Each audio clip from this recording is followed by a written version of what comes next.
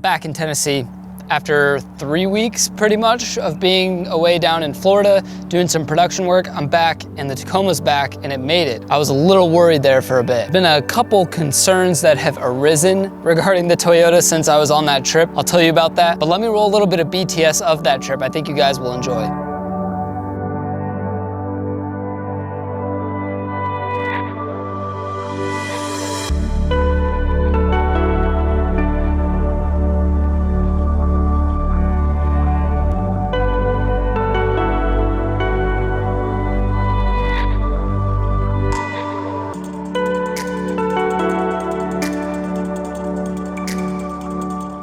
Florida was awesome, Clearwater was great. Being with the production team was wonderful. Happy to say it was a massive career movement in the right direction for me. Anyways, the truck, I mean, it took a beating. I was driving it around nonstop, plus the drive from here down to Clearwater and back. So let me tell you real quick about what my concerns are. I have to give the Tacoma the benefit of the doubt here. It held up really well throughout this trip and it got me everywhere I needed to go safely. The power steering rack is leaking. It's been leaking since the last time I went on a production trip. Since then, I've just been topping it off and trying to make sure that the pump doesn't run dry. I pretty much have to top it off once like every 2 weeks. Not a lot. If you guys remember, about 8 months ago, I did the ball joint on the passenger side. We're about ready to get started here on the Tacoma.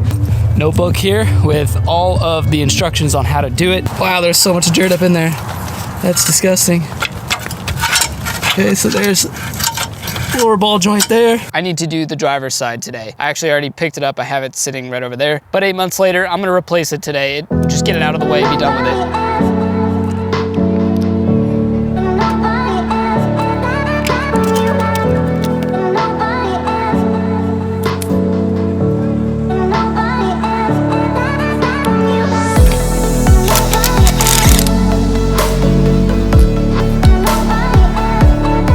Fortunately, last time I did this, I kept my notes. So first thing I gotta do is break the 4 14 mil bolts off the bottom, which are right under here. There's a reason I grabbed this mat.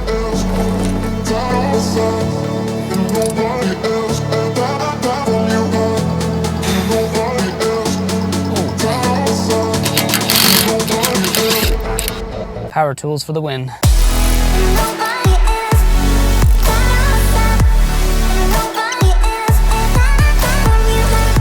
Finally able to get it off. I had to use the jack to lift up the whole hub assembly to get this at a better angle where I could then use the press to get a better position on it and then force it out. Next, I need to remove the lower control arm, cotter pin, and castle nut, 22 mil, which means I need to move this guy out of the way. Castle nut is underneath where this wood is. There we go, cotter pin's out.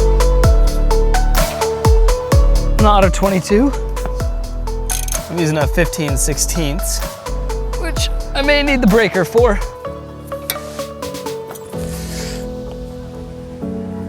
Oh, got it, okay. Last but not least, just gotta push out the lower ball joint. If I remember right, I use this thing to do that as well. Let's see what we got. You know, sometimes just wrenching on cars, like it's always the stuff you think is gonna be hard, goes easy, and then the stuff that you never expect to be hard is just the most time-consuming thing in the world. Off camera, I got nowhere. So I'm gonna try and take out the 4 bolts that I've already loosened and see if I can get the assembly to kind of the hub assembly to disconnect from the ball joint, and then maybe I can just smash it out with a hammer because I'm not gonna be reusing it. Wouldn't matter.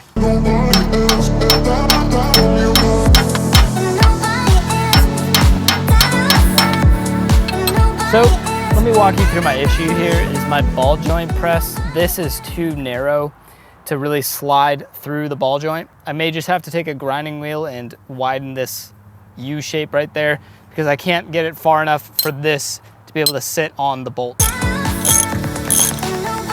Okay, I'm gonna get out of here because that could slip off at any moment. But we'll see if this works. Yep, that didn't work, nice. Change a ball joint, they said. You've done it before, they said. It'll be easy, they said. I'm gonna manhandle this thing off camera. I'll catch you in like 2 seconds. Told you I'd get it. New lower ball joint with new hardware. This one is actually a greasable fitting Okay, and then reinstallation. I'm gonna basically put this in, or down in through the spot it needs to go into. And then I'm gonna put those 4 bolts back in, and then we'll do the outer tie rod, and we'll just reassemble. I'll put the torque specs in as I go. Wait a minute, what? How do you hold this thing still? What? Oh, this shit makes no sense, bro. My tie rod is just spinning. Like I think it may be broken. I'm very confused.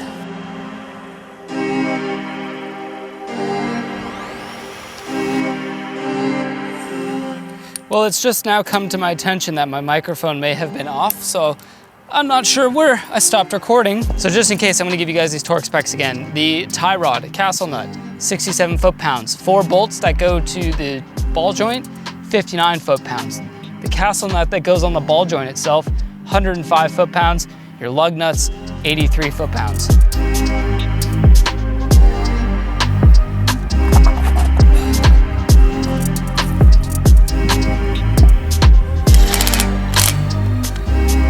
Ball joint is all installed and everything is torqued down, so that's that, guys. Hopefully that fixed a little bit of the creaking, mostly a peace of mind because I knew 8 months ago I replaced the one bad one. I'm sure this other one needed replacing too at that time, so better late than never. But let me show you guys, for sticking around, a little update on the camper shell. When I last showed this to you, all the carpeting was not yet tucked into the windows, and that took hours, let me tell you.